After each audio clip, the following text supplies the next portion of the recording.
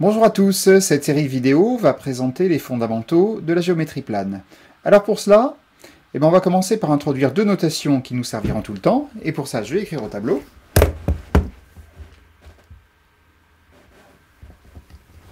Alors, quand on écrira P comme ceci, un P manuscrit, majuscule, il s'agira de l'ensemble des points du plan. Voici par exemple un point A, voici un point B. Et puis on écrira aussi un P manuscrit, exactement le même, avec une flèche. Donc là, il s'agira de l'ensemble des vecteurs du plan. Voici un vecteur U, et puis ici, un vecteur V.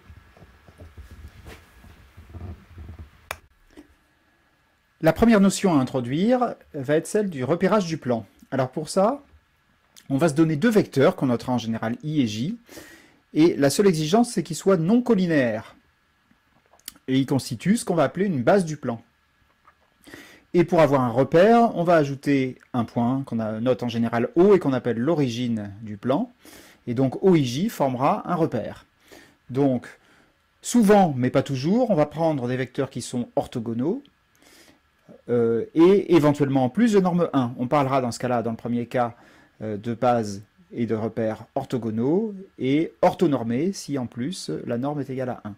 Donc quand on a un vecteur, il va s'exprimer comme combinaison linéaire de i et de j, c'est-à-dire xi plus yj.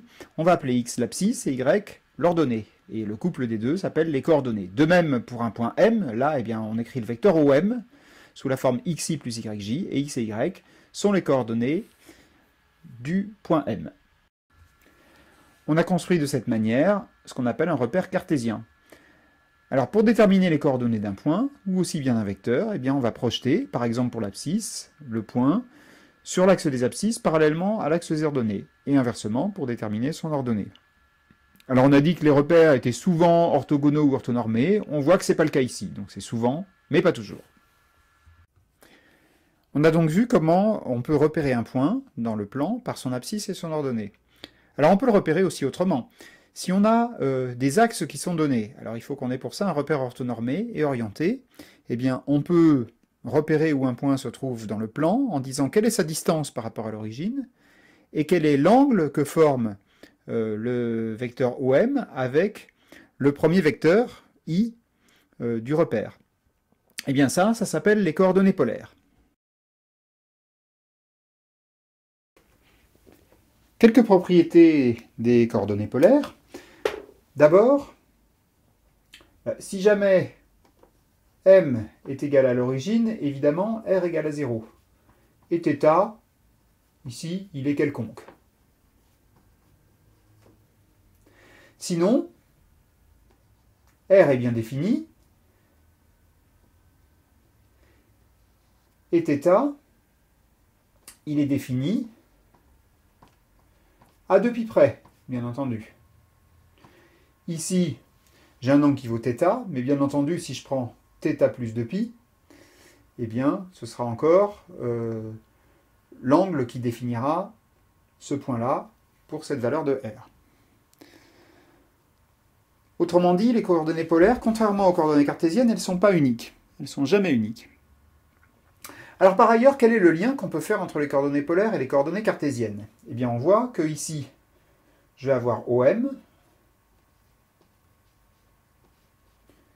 qui est égal à R cosinus θ I plus R sinus θ J. Donc si j'appelle x et y les coordonnées cartésiennes, x ce sera R cosinus θ et y ce sera R sinus θ. Donc ça me permet de passer des coordonnées polaires aux coordonnées cartésiennes. Réciproquement, si je connais les coordonnées cartésiennes, comment est-ce que j'obtiens les coordonnées polaires? Je vais avoir R qui vaut racine de x carré plus y au carré. X serait ici et y ici. Bon, c'est le théorème de Pythagore. Et puis comment on obtient θ? Alors c'est un tout petit peu plus compliqué, mais on peut avoir θ par exemple en disant que c'est arc sinus de y sur R. Si R est non nul, bien sûr, sinon θ n'est pas bien défini. Ou encore, on peut l'avoir sous forme de arc tangente de y sur x, à condition bien entendu qu'x soit non nul. On pourrait encore l'avoir sous la forme d'un arc cosinus de x sur r. Si on se réfère à l'affixe, eh bien évidemment, r, qu'est-ce que ce serait par rapport à l'affixe z? Eh bien ce serait évidemment le module de cet affixe, et θ, ce serait un argument de cet affixe de z. Alors on va rappeler ici la définition et les principales propriétés du produit scalaire. Pour commencer la définition, si on se donne deux vecteurs du plan qu'on appelle u et v, leur produit scalaire, c'est le réel qui est défini par la norme de u multipliée par la norme de v, multiplié par le cosinus de u et de v, une mesure de cet angle formé par u et v. Alors ça, c'est dans le cas où u et v sont non nuls, et puis si au moins un des vecteurs est nul, le produit scalaire sera déclaré égal à 0. Alors j'insiste sur un point que j'ai déjà mentionné, c'est qu'il est indispensable ici que la base soit orthonormée. C'est la condition pour pouvoir définir un angle, et on a vu que l'angle rentrait dans la définition du produit scalaire. Alors tout de suite, on va donner les principales propriétés de ce produit scalaire.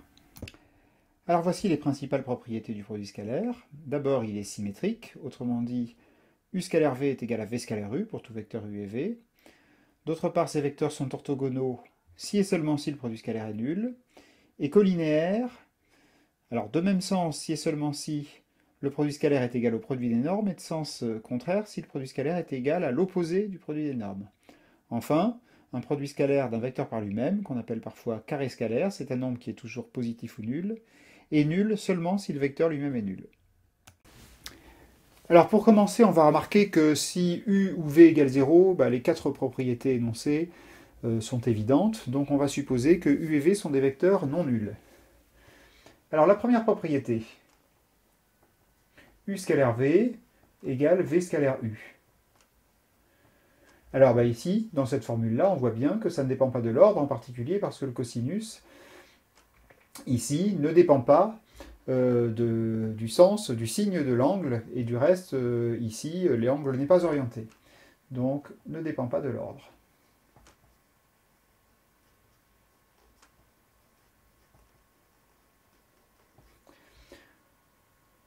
Deuxième propriété, u scalaire v égale 0. Eh bien, ça équivaut, vu que la norme de u et la norme de v sont supposées non nulles, ça équivaut à cosinus de uv égale 0. Et ça, quand est-ce que ça se produit? Ça se produit quand l'angle uv vaut pi sur 2 ou moins pi sur 2, évidemment à 2 capi près.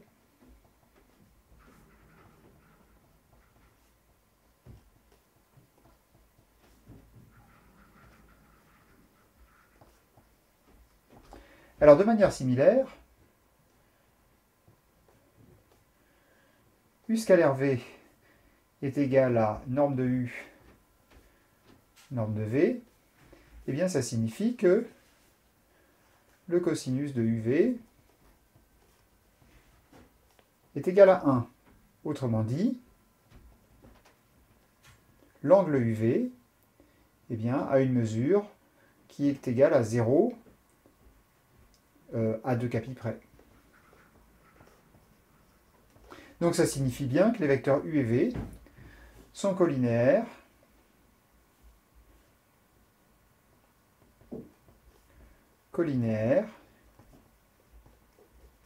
de même sens.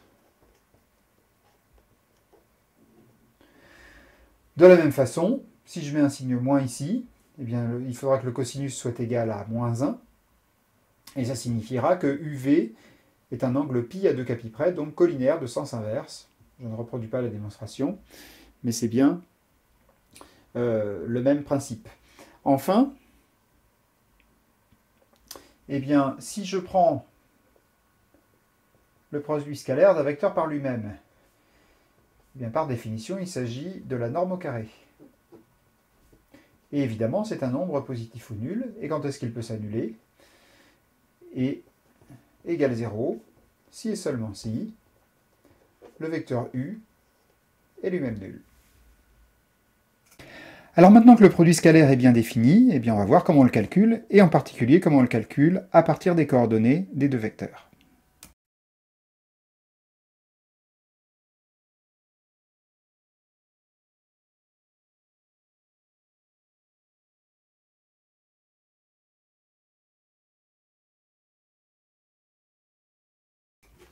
Alors pour démontrer ce résultat, eh bien on va se donner des points A et B tels que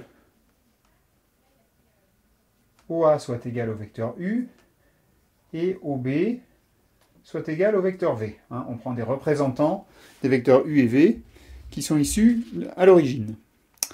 Donc, eh bien on va calculer le produit scalaire UV. Qu'est-ce que ça fait?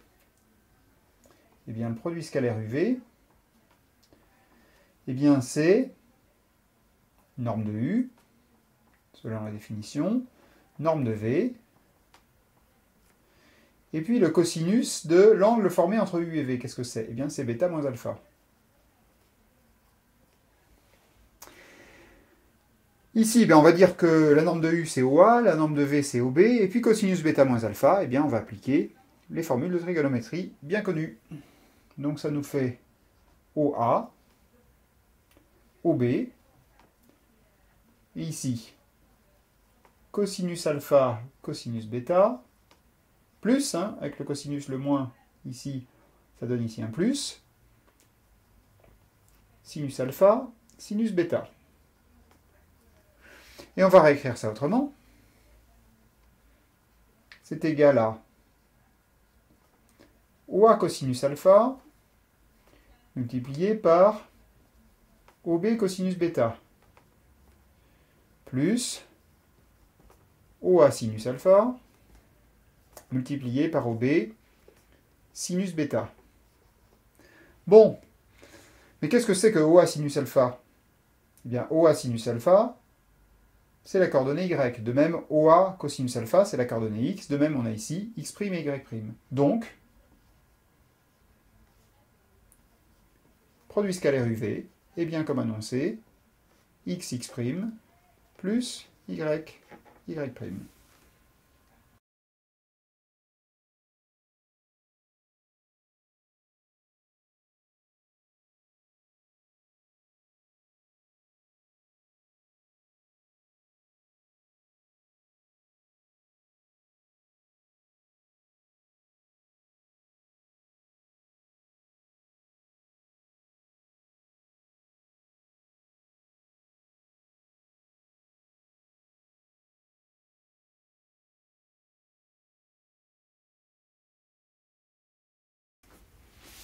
Alors, on va se munir d'une base orthonormée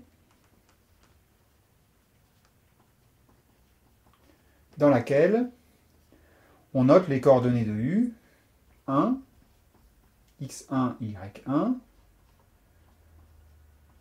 U2, x2, y2, et V, x', y'. Alors, calculons, grâce à ces coordonnées, le produit scalaire lambda 1 U1 plus lambda 2 U2 et de V. Ça nous donne donc, eh bien, abscisse de ce vecteur, lambda 1 x1 plus lambda 2 x2 multiplié par l'abscisse de V, x', et de même avec les y, lambda 1 y1 plus lambda 2 y2, y'. Et bien naturellement, on va distribuer ici dans les deux termes de cette somme, et ça va nous donner donc lambda 1 x1 x' plus lambda 2 x2 x' plus lambda 1 y1 y' plus enfin lambda 2 y2 y'. Et bien sûr, on reconnaît ici lambda 1 x1 x' plus lambda 1 y1 y', eh bien c'est lambda 1 fois le produit scalaire U1 scalaire V. Et puis de même, ce terme-là plus celui-ci me donne bien lambda 2 multiplié par le produit scalaire U2 et V. Voilà qui termine notre démonstration. Alors on va introduire maintenant une nouvelle notion qui est celle du produit mixte. Alors on verra qu'il y a quelques ressemblances et aussi des différences avec le produit scalaire. Il va falloir supposer que le plan est orienté, c'est-à-dire qu'on a défini un sens positif de rotation. Alors sous ces conditions, la définition du produit mixte est la suivante. Si on prend deux vecteurs du plan, leur produit mixte, c'est par définition le produit de leur norme U et V par le sinus de U et V, si U et V sont non nuls, et si un des deux vecteurs est nul, on définira le produit comme étant nul. Alors, le sinus, on voit bien que celui-ci, il exige que le plan ait été orienté, parce que ça dépend d'une orientation. Selon l'orientation, le produit mixte aura une valeur différente, en particulier un signe différent. Alors, les propriétés du produit mixte, elles sont les suivantes. D'une part, le produit mixte est antisymétrique. Autrement dit, le produit mixte de V par U, c'est l'opposé du produit mixte de U par V. Par ailleurs, les vecteurs U et V sont collinaires si et seulement si leur produit mixte est nul, et orthogonaux si et seulement si leur produit mixte est égal au produit des normes ou à l'opposé du produit des normes, et là ce sera orthogonaux dans le sens direct et dans le sens indirect. La démonstration de cette proposition, elle est en tout point similaire à celle des propriétés du produit scalaire. Il y a juste à faire les petits changements qui font passer du cosinus au sinus. Le produit mixte a une interprétation géométrique. Si on prend deux vecteurs U et V du plan et qu'on construit le parallélogramme qui a pour côté un segment qui correspond au vecteur U et pour autre côté un segment correspondant au vecteur V, eh bien le produit mixte, c'est l'aire de ce parallélogramme avec un signe qui traduit si l'angle UV est orienté dans le sens positif ou dans le sens négatif. Alors on va calculer l'aire de ce parallélogramme. Dans cette figure, on sait que l'aire du parallélogramme, c'est une base multipliée par une hauteur correspondante. Autrement dit, cette aire ici, ça va être OA multiplié par BH avec les notations qu'on voit dans cette figure. Alors, OA, bien sûr, c'est la norme de U. Quant à BH, eh bien, on voit que ça va être la norme de U, de V plus exactement, multipliée par le sinus de UV.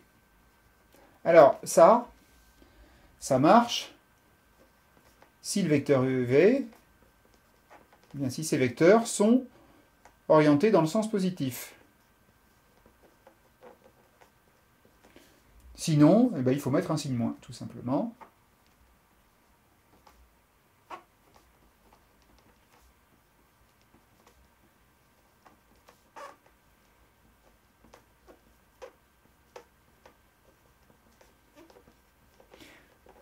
Eh bien, on voit qu'avec ça, eh bien, le produit mixte, qui est égal au produit de U, produit de V multiplié par le sinus de UV, il est égal à l'aire au signe près, c'est-à-dire exactement l'aire si on est dans le sens positif, et l'aire avec un signe moins si on est dans le sens négatif. On peut observer que cette interprétation est parfaitement cohérente avec les cas de collinéarité et d'orthogonalité des vecteurs. Bien entendu, si les deux vecteurs sont collinaires, eh bien le parallélogramme il aura une aire nulle. Et si les deux vecteurs sont orthogonaux, l'aire du parallélogramme, eh bien, ce sera le produit des longueurs des deux vecteurs, des normes des deux vecteurs. Et donc, au signe près, on a bien le produit mixte entre ces deux vecteurs.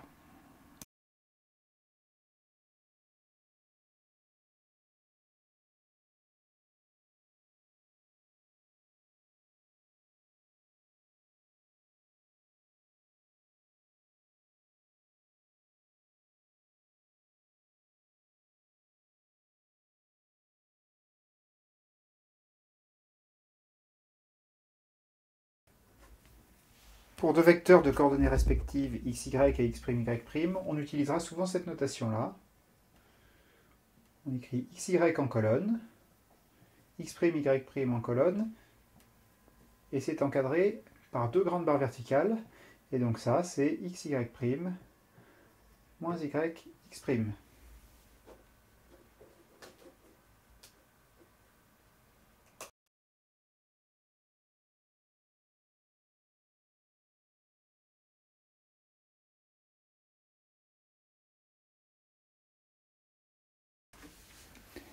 Cette démonstration, comme on peut s'en douter, elle sera extrêmement similaire à celle de la bilinéarité pour le produit scalaire. Donc, toujours dans une base orthonormée,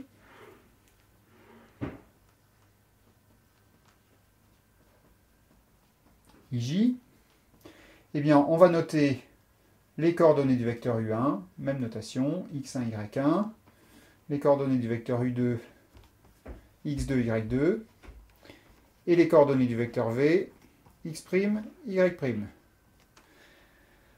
Alors, le produit mixte, lambda 1 U1 plus lambda 2 U2 avec V. Alors, qu'est-ce que ça va me donner? Eh bien, l'abscisse du premier vecteur, lambda 1 x1 plus lambda 2 x2, multiplié par l'ordonnée du second vecteur, y', et puis moins lambda 1 y1 plus lambda 2 y2, multiplié par x'. Et puis, comme tout à l'heure, eh bien, nous allons distribuer dans ce produit et dans celui-ci pour obtenir lambda 1 x1 y' plus lambda 2 x2 y' moins lambda 1 y1 x' moins lambda 2 y2 x'. En regroupant ce terme-là et celui-ci, eh bien on retrouve bien sûr lambda 1 multiplié par le produit mixte de U1 et de V. Et puis, en regroupant ce terme-là et celui-ci, nous avons lambda 2, produit mixte de U2 et de V.